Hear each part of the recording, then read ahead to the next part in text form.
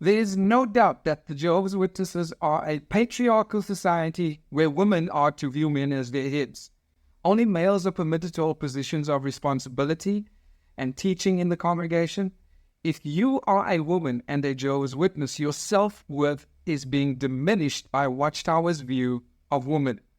Being aware of this will help you avoid undervaluing your abilities and be alert to sexist men using such views to victimize you based on your gender.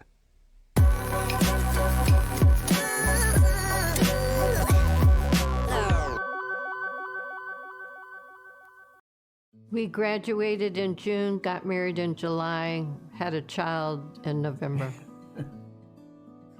So it was a happy time. At one point, 2 witnesses knocked on my door, and they showed me Psalm 83:18. God's name is Jehovah. They offered a Bible study, but my study only lasted 2 to 3 weeks. We got a car.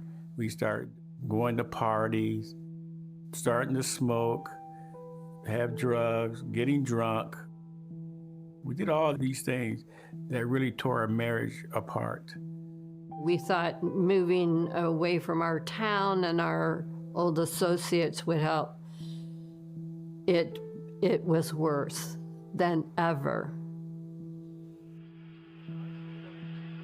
Baseball was more important to me than even my wife. I had a real problem with headship. There were times when I felt like I was smarter than him. So I felt like I could make a better decision than he could make. In time, Jana left me for another person, and that's what really hurt me. Jana had a hard time with drugs and so forth. That's when I got custody of the kids. Well, Zaina, you should not accept headship from somebody who has no interest in you whatsoever. In addition, we should not feel ashamed of feeling smarter or being smarter than him. In the corporate world, women have made significant strides in breaking through the glass ceiling and assuming leadership positions traditionally dominated by men. However, despite these advancements, many women continue to face systemic barriers and discrimination in various spheres of society, including within fundamentalist Christian churches like the Jehovah's Witnesses. For women who hold leadership positions in corporate settings, their professional identity often conflicts with their religious identity, especially if they belong to conservative or fundamentalist Christian denominations. In these communities, patriarchal interpretations of Scripture often dictate gender roles and limit women's participation in leadership roles within the church hierarchy. I decided at that moment I was done. And Jehovah popped into my head. I remember getting down and telling Jehovah, just show me what to do. I went through the telephone book and looked up Jehovah's Witnesses. They gave me a book, a family life book. I showed him that book. And I told him, had we applied this in our marriage from the beginning, our marriage would have never broke up. My mind was going, really? Really? But I see she was doing things in a spiritual way. She stopped doing drugs, and I just saw her mannerism change. In that short period of time, things got better and better. And then I started studying the Bible with Zana. That's when things start clicking. One of the scriptures that helped me to rebuild our marriage is 1 Corinthians 11:3. Art is my head. I am not the head.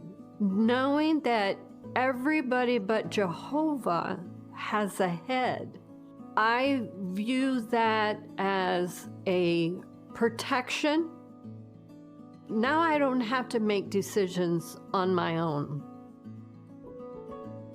Listening to Zaina relay her experience and how she got out of her addictions is commendable. Let's not discount her feelings and her emotions.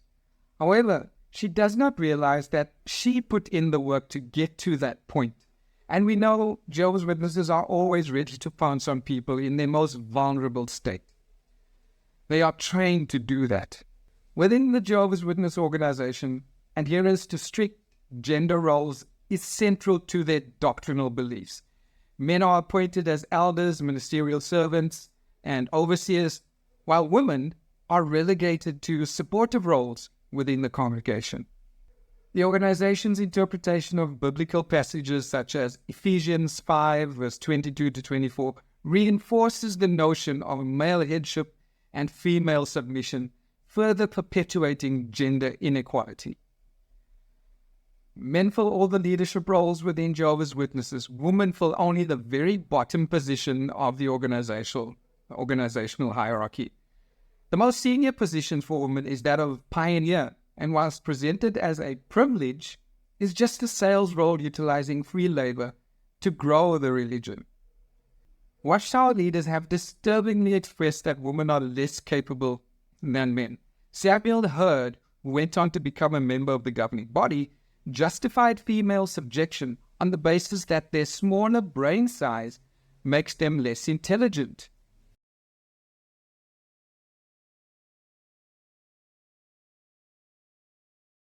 You know, scientists say that the cranial capacity of a woman is 10% smaller than that of a man. So now this shows that she's just not equipped for the role of headship. Her role is one of subjection to the man. Her role is that of submissiveness, and that means that she should recognize that she is a woman and be glad to be a woman. Never want to be what you are not equipped to be. But we'll hear a sister say, oh, if I were an elder, I'd show them a thing or two. Or sometimes we hear them say, oh, if I were a man, I'd do this and I'd do that. As if to be wishing to be something that he's not designed to be. Do you know what that borders on? That borders on homosexuality. And you know what the devil is doing nowadays? He's taking women who want to be men. He makes men out of them. And you know what else he's doing? He's taking men who want to be women, and he's making women out of them. And it's spreading. It's not a little thing. But homosexuality is something that is spreading, and it's all over the earth. It's not just here, San Francisco and Oakland, but it's everywhere. But it all begins with the fall. Somewhere, individuals have wanted to be what they are not designed to be. And they've nurtured that. Will never voice the thought of wanting to be what you're not cut out to be. Be glad to be what you are, a woman. Your role in the earth is a beautiful role that Jehovah God has placed you in. But now what does it mean to love your husband? Now we know that all you sisters present this evening love your husband. Or at least you want to love your husband. But now what does it mean to love your husband? Well, you should cooperate with him. That's what it means. You should cooperate but never compete. You would recognize if you truly love your husband that you're not equipped mentally, emotionally, and physically or somatically for the role of competition. Not at all. You would never pit your mind against it. Not if you truly love your husband. Or you might recognize that you're quicker of mind than he is. Oftentimes this is the case. The boy marries girl. He finds out that girl is smarter than boy. Shortly after marriage, she finds out that she's smarter than boy. She'll work extremely hard never to show that she's quicker in mind than her husband. That she'll work extremely hard never to show that she's quicker in mind than her husband. It is disturbing the governing body is run by men who resort to such ignorant statements to support their sexist views. The concept that a female is less capable because of female brain is smaller than male brain is untrue. The other striking comment in Hurd's talk was to liken a certain woman to homosexuals, whom Watchtower describes as loathsome and worthy of everlasting destruction. A comparison which is offensive on many levels, designed to vilify capable sisters, prepared to make use of all their talents. Women are not to teach brothers in spiritual matters. At the Kingdom Hall, only men are to give teaching assignments such as the public talk. Nowhere in the Bible, however, are women told to stand before the congregation to teach. Rather, the Apostle Paul instructed them to keep quiet in the meetings. Why? One reason, he wrote, is so that things would be done in a proper and orderly way. For the congregation to run smoothly, God has assigned the role of teaching to one group, and that comes from the Awake 2010, July, page 29. When women are assigned parts on the platform, it will be practicing a presentation or answering questions from a man handling a talk, and hence considered a learning experience for the woman. Watchtower extends preventing women from being seen as teachers to truly pedantic extremes. In the 2016 edition of the songbook Sing Out Joyfully, the song Guard Your Heart was changed to We Guard Our Hearts. The reason for this change is astonishing. When a sister sang Guard Your Heart, it could be taken that she is telling a brother, a man, what to do. The change of the title Guard Your Heart to We Guard Our Hearts was most considerate. Why? In the audience at our meetings, assemblies, and conventions are many new ones, interested ones, young ones, and sisters who by singing the words would be put in the awkward position of telling others what to do. So the title and the lyrics were modified. That was in the Watchtower 2017, November, the study edition.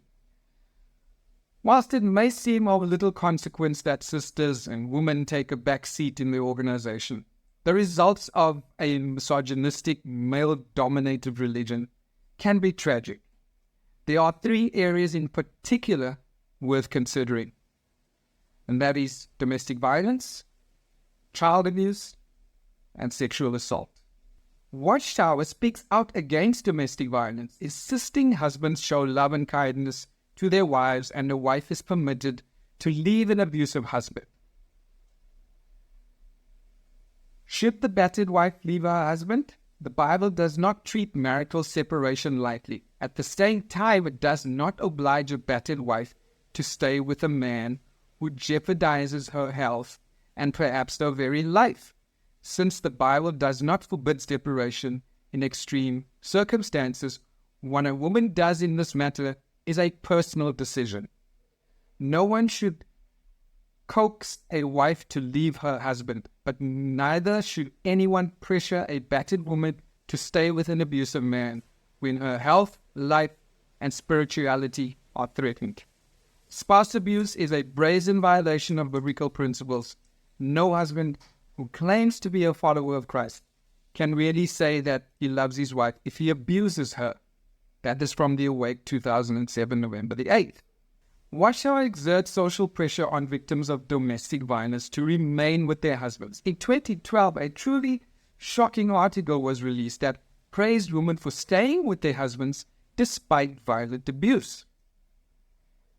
And I'll read from it. It says, Selma recalls a lesson she learned from the witness who studied with her. On one particular day, she says Selma, I didn't want to have a Bible study. The night before, Steve had hit me as I had tried to prove a point, and I was feeling sad and sorry for myself. After I told the sister what had happened and how I felt, she asked me to read 1 Corinthians 13, verse 4-7. As I did, I began to reason, Steve never does any of these loving things for me. But the sister made me think differently by asking, how many of those acts of love do you show toward your husband? My answer was, none, for he is so difficult to live with. The sister softly said, Selma, who is always trying to be a Christian here, you or Steve? Realizing that I needed to adjust my thinking, I prayed to Jehovah to help me be more loving towards Steve. Slowly, things started to change. After 17 years, Steve accepted the truth, and that is from Watchtower 2012, February 15. This article received so much criticism for the danger it posed to women. Whilst allowing separation, articles praise women who remain with abusive husbands, enduring violence with the hope that the non-believing mate will be won over, change, and convert. Such experiences have regularly been printed over the decades in Watchtower magazines. Rather than take such important criticism on board, a 2018 Watchtower article once again encouraged Jehovah's Witness wives to endure domestic violence as a way to praise Jehovah on the off chance an unbelieving mate became a true worshipper. Separation was only sanctioned for extremely physically abusive situations, and wives who remained despite extreme abuse were praised as loyal Christians. This is shockingly dangerous advice and creates social pressure for Jehovah's Witnesses to remain victims of severe abuse and violence. The article said, he might be extremely physically abusive, even to the point that she feels that her health or life is in danger. He might refuse to support her and the family or severely endanger her spirituality. Some Christians have personally decided that a separation is necessary, but other Christians in comparably difficult situations have not. They have endured and tried to work on improving matters. Many loyal Christians have remained with an unbelieving mate under very trying circumstances. That is from December Watchtower 2018. Another point to note is that Watchtower articles paint the offender as an unbelieving mate. Enduring the horror of domestic violence may eventually pay off for the submissive wife when her husband recognizes her strength as proof that Jehovah's Witnesses have the truth, change his ways, and then convert. Not only is conversion rare, it is not the case that domestic violence is only at the hands of unbelieving partners. Domestic violence also occurs when the husband is a Jehovah's Witness. Misogynistic teachings about women and headship foster domestic violence. An article called Submit to Your Husbands, Women Told to Endure Domestic Violence in the Name of God, published on the 22nd of October 2018, presents research into fundamentalist Christian groups. Whilst it does not discuss Jehovah's Witnesses, it makes an interesting observation. The article says, as theology professor Stephen Tracy wrote in 2008, it is widely accepted by abuse experts and validated by numerous studies that evangelical men who sporadically attend church are more likely than men of any other religious group and more likely than secular men to assault their wives. In the 2010s, governing body member Stephen Lett gave a talk about women being part of the 144,000 rulers in heaven. And by the way, among these 144,000 will be many who formerly were human women. So you, dear sisters, you can be sure your feelings will be fully understood by this heavenly government. This is an admission that women are not fully understood by the governing body and elders, yet they insist women must comply with their decisions. If women will be rulers in heaven as part of the 144,000 and were able to be a judge and prophet in Bible times, there is no good reason why they shouldn't have positions of influence in the congregation. Warsaw's governing body is predominantly composed of old white males. They may believe themselves to be doing what is best for women and following God's will in that matter, pointing to articles that speak highly of women, but their view of women is out of place and damaging.